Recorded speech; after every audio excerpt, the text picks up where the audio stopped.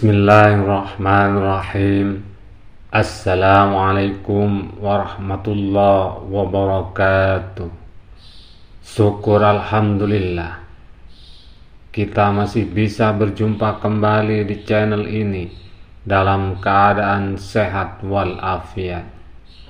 Salawat dan salam selalu tercurahkan kepada junjungan kita Nabi besar Muhammad sallallahu alaihi wasallam. Dua dosa besar ini yang akan terus mengalir meski telah meninggal dunia. Setiap manusia yang hidup di dunia ini pasti akan mengalami kematian. Di saat manusia meninggal dunia, maka akan terputus semua amalan kecuali 3 perkara, yaitu sedekah jariyah, ilmu yang bermanfaat, dan anak yang soleh yang mendoakan orang tuanya. Hal ini sebagaimana pernah diriwayatkan oleh Abu Hurairah radhiyallahu an. Rasulullah sallallahu alaihi wasallam bersabda, apabila manusia meninggal, amalnya akan terputus kecuali 3: sedekah jariyah, ilmu yang bermanfaat, dan anak soleh yang mendoakan. Hadis riwayat An-Nasa'i dan Tirmidzi.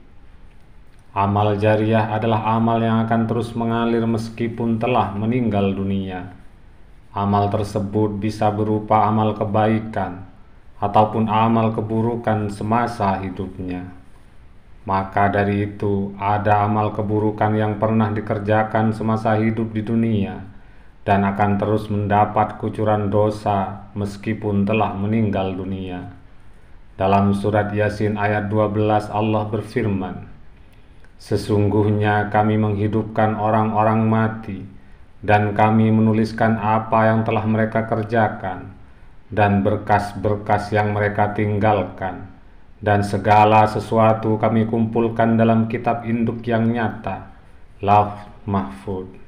Berdasarkan ayat tersebut, bisa ditarik kesimpulan bahwa orang yang melakukan amal yang baik, maka Allah Subhanahu wa Ta'ala akan mencatat amal baik itu dan memberikan ganjaran atas amal tersebut.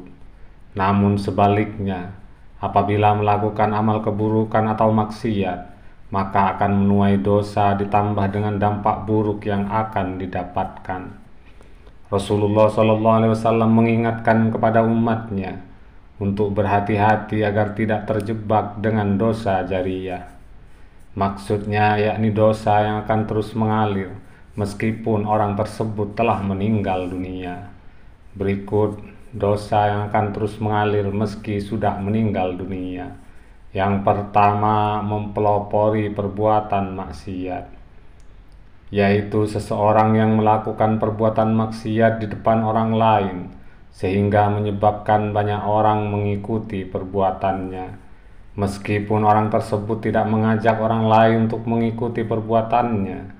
Dari Jabir bin Abdullah, Rasulullah SAW bersabda, barang siapa yang mempelopori satu kebiasaan yang buruk dalam Islam, maka dia mendapatkan dosa keburukan itu, dan dosa setiap orang-orang yang melakukan keburukan itu karena ulahnya, tanpa dikurangi sedikit pun dosa mereka.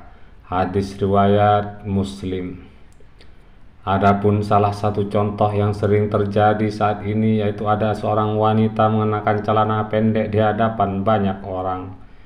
Kemudian ada wanita lain melihat dan ikut menirunya, sehingga menjadi ramai dan tidak merasa risih.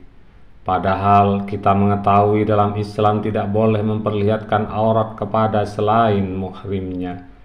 Meskipun wanita yang pertama kali memakai celana pendek tidak mengajak orang lain secara terang-terangan, namun banyak wanita lain yang menirunya, maka ia akan mendapat kucuran dosa tanpa dikurangi sedikit pun, sekalipun pelopor wanita yang pertama kali mengenakan celana pendek telah meninggal dunia.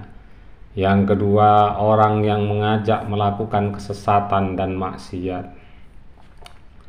Seseorang yang menyuruh dan mengajak orang lain pada perbuatan dosa, maka akan mendapatkan dosa daripada pengikutnya.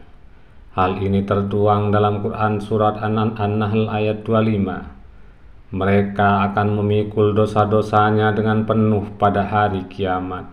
Dan berikut dosa-dosa orang yang mereka sesatkan, yang tidak mengetahui sedikit pun bahwa mereka disesatkan.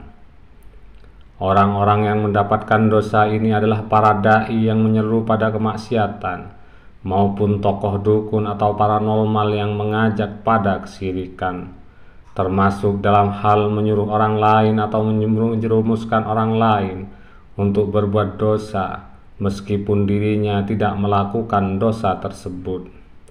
Sepanjang masih ada manusia yang mengikuti, menjalankan apa yang pernah diperintahkan olehnya, maka orang-orang tersebut akan terus mendapat aliran dosa, sekalipun telah meninggal dunia.